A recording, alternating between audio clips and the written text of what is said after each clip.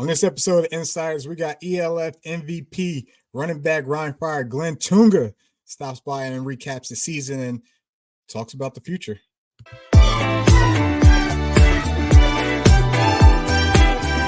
What's going on, everyone? Welcome to the Insiders edition of First Down Magazine podcast. 1/3 of the hosts.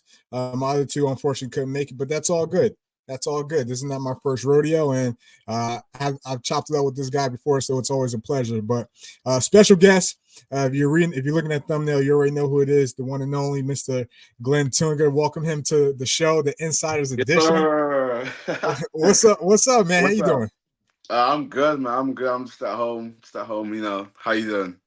Good, brother. Can't complain. Another season wrapped up. How's the body feeling? Coming off a couple weeks from the championship game. Still hungover, probably.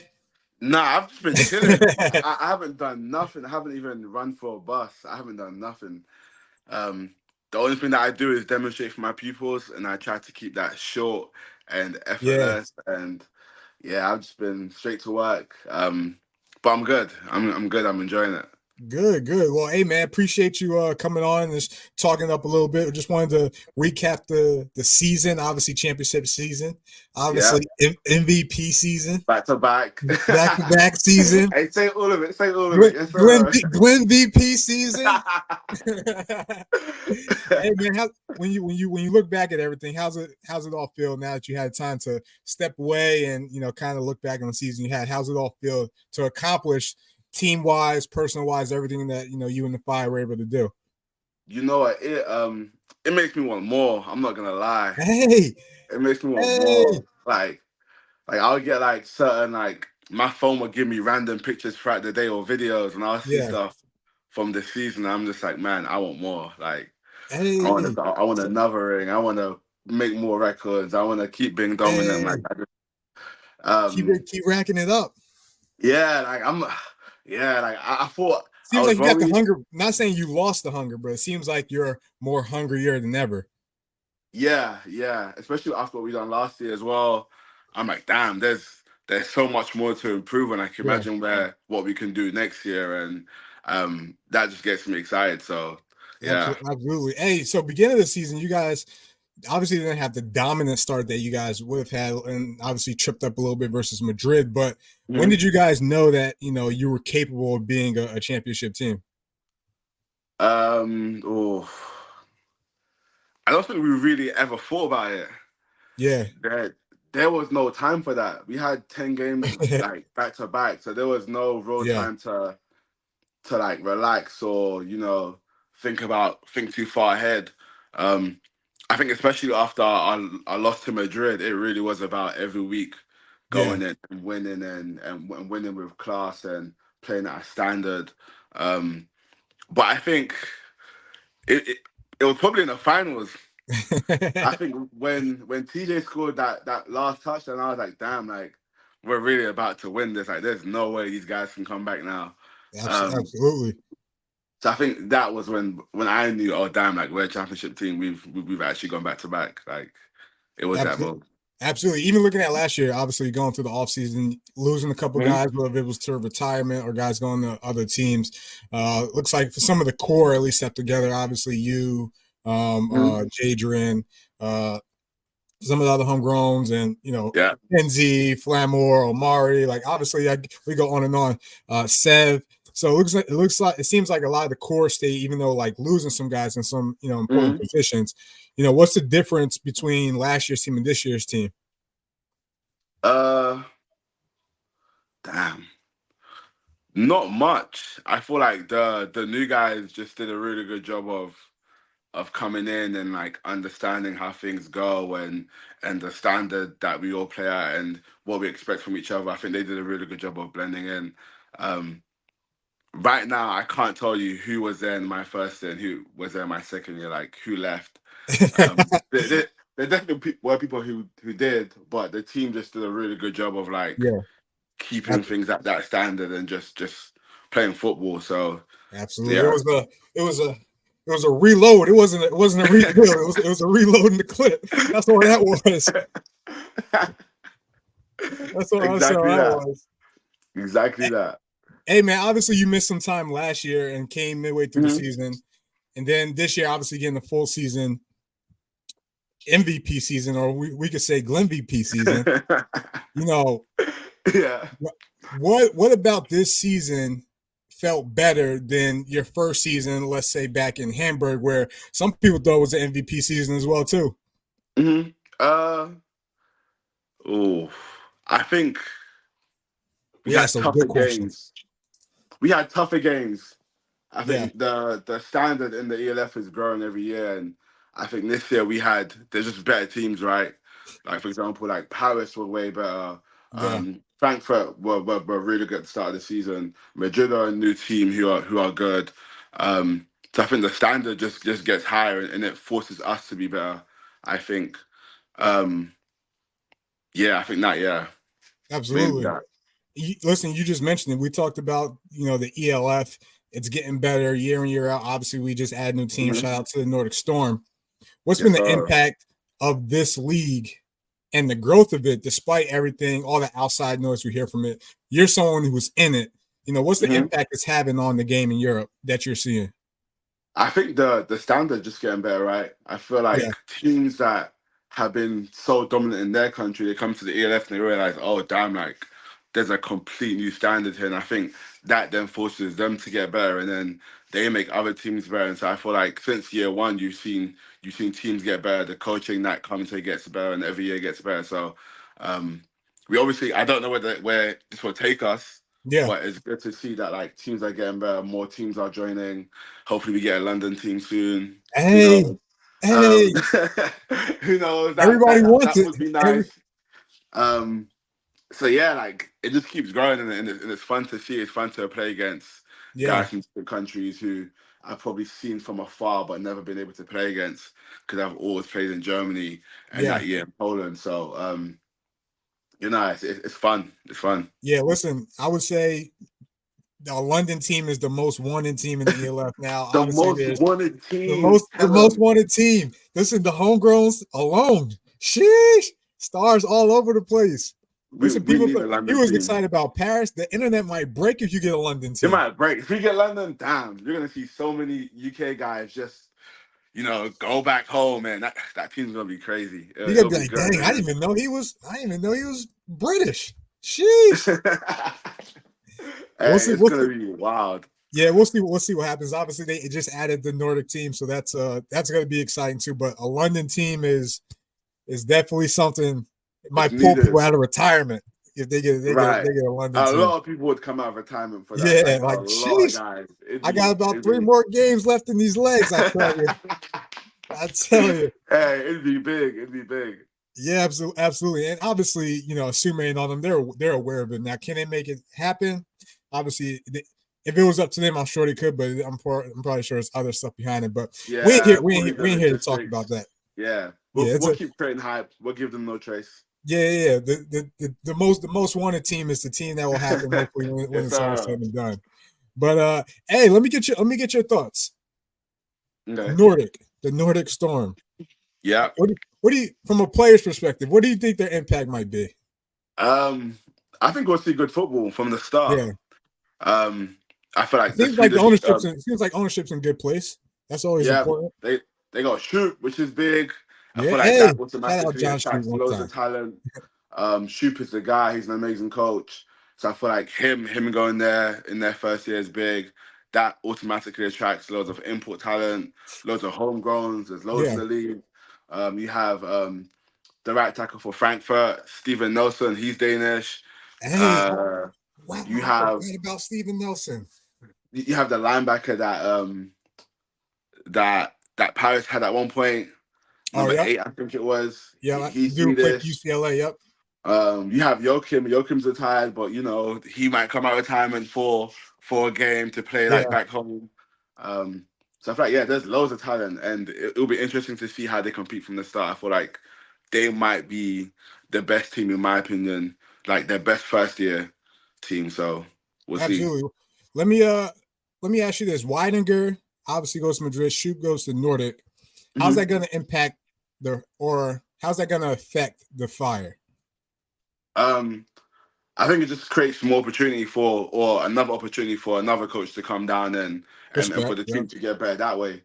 I feel like the Rhein obviously does a good job of attracting good coaching talent. So Yeah. who knows who's going to replace those coaches? And I feel like it just opens up an opportunity for the team to adapt and get better.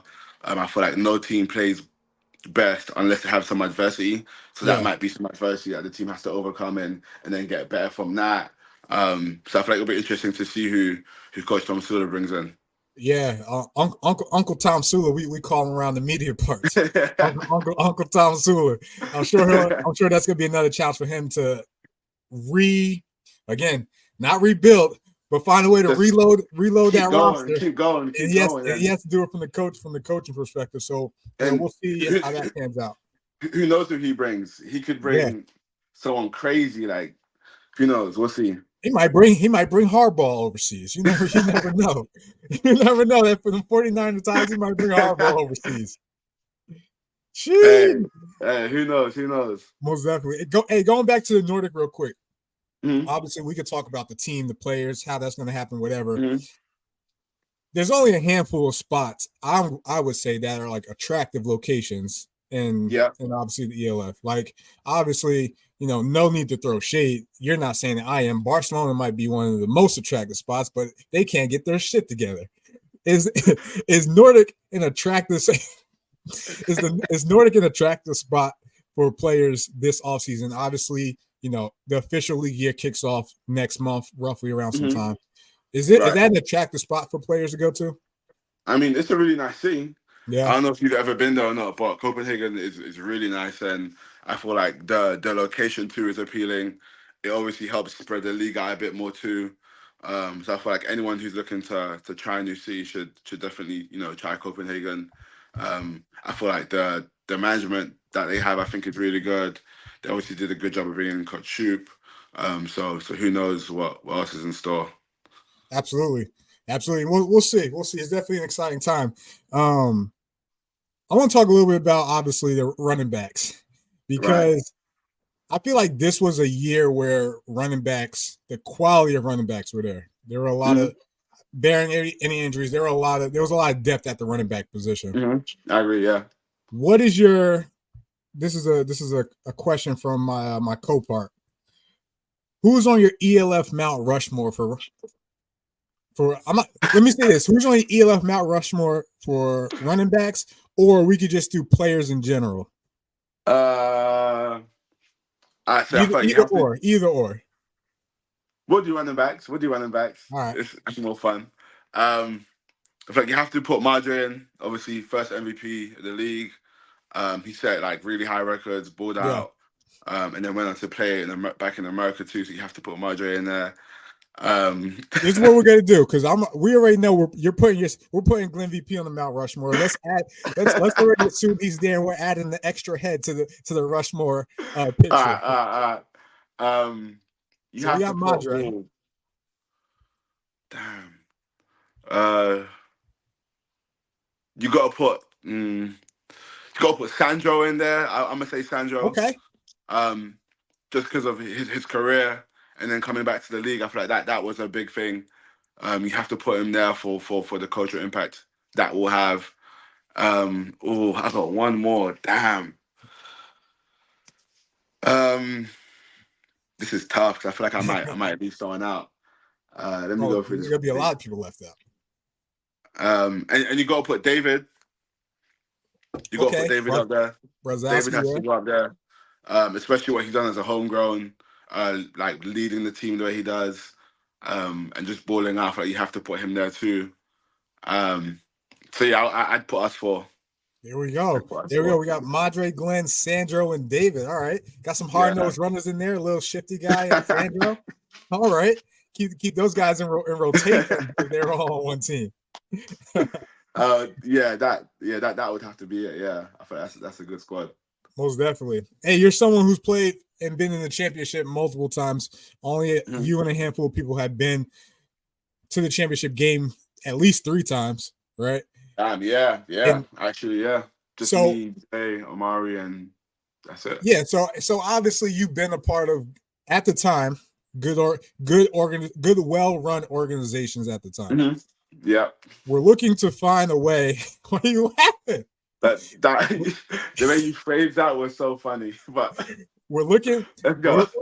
I'm trying to be a therapist for these teams at the bottom. So I'm trying to give them some advice. Okay.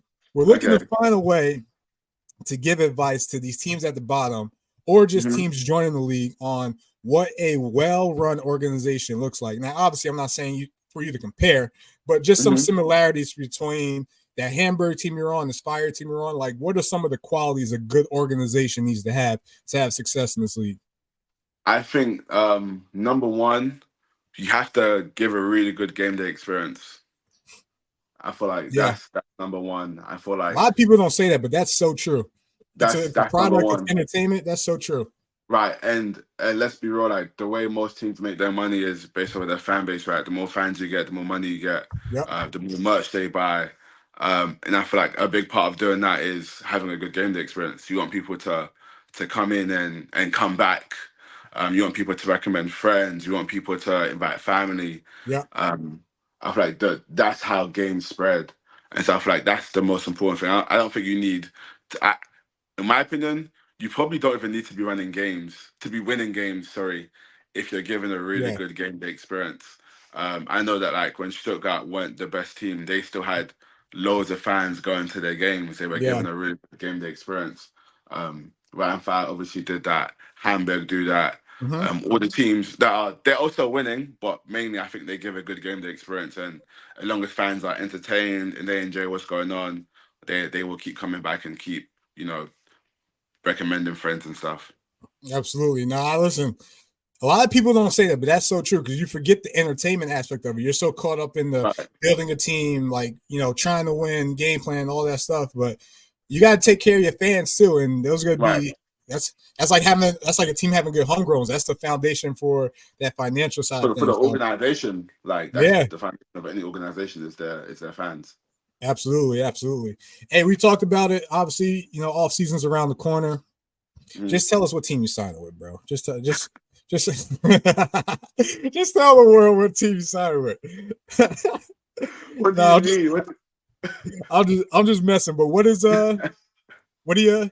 obviously, without giving anything away, I'm not trying to put you on the spot, but what does the offseason plan look like for you? You're someone you got to take it slow. You're looking to make a decision right away. I'm gonna make a decision quick. Okay. I like to know what's happening. I like to plan ahead. That also helps with recruiting too. Right. People want to know who they're playing with. Exactly, or who they're gonna play against, or or I want to be where he's at. People might want to stay away. Linebackers may want to stay away from your conference. I get it. Like, who knows? And I'm a train. I want to win a third ring, so I'm a train like that. I'm gonna prepare myself for that. And who knows? Absolutely. Well, hey, we're excited, man. Obviously, it's kicking off next month. I didn't hear anything official, but if you're just looking at the trends of last year, usually new league year kicks off in November. So we'll see. But hey, I appreciate you coming on the Insiders on the First Down Magazine podcast. What did you say? This was fun. Shout out to First Down Magazine. Yeah, listen, we know how to do interviews. All right, we know how to talk to the guys, man. Yeah, this is good. This is good. Well, hey, brother, I appreciate you. Obviously, Athletes Forum, we've talked before. It's good to talk to you again. This won't be the last time we chop it up. Obviously, hoping the best. We'll be following you along the way, but apprять you coming on, man. Hey, thank you for having me, man. That was fun. Most definitely. For anybody who's still here at this point, you're a soldier. So don't forget don't waste your time. Just subscribe, like, and share this video, and we'll bring you more content. That's the main part. You need to do that. If you're watching this right now, you need to do all those 3 things. Most definitely. Hey, GlenVP, shout out to the man. Shout out to the man. Thank you very much, man. You guys take care. All right, brother.